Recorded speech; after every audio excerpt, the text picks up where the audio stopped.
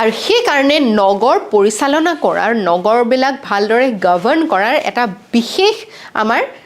ভাল আমি পৰিকল্পনা লোৱাৰ প্ৰয়োজনীয়তা বৰ্তমান সময়ত আছে এইটো এটা আৰ্জেন্ট নিড হয় ঠিক আছে আমি ইয়াক পিছলৈ ঠেলি থাকিব নোৱাৰো বৰ্তমান সময়তে আমি ইয়াৰ সমাধান উলিয়াব লাগিব ওকে আৰু সেই অনুসৰি আমাৰ কনষ্টিটিউচন আমাৰ সংবিধানখনে আমাক এই কথা চিন্তা কৰিবৰ কাৰণে সুযোগ দিছে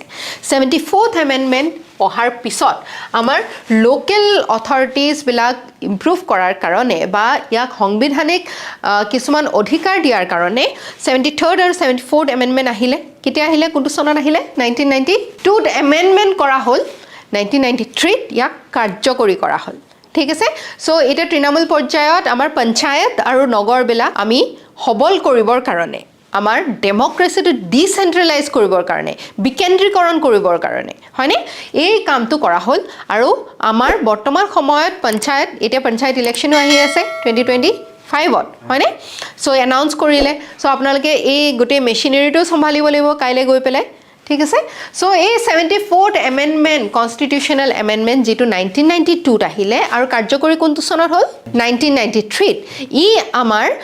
এই নগৰবিলাক পৰিচালনা কৰাৰ ক্ষেত্ৰত যথেষ্ট ডাঙৰ অৱদান আগবঢ়াইছে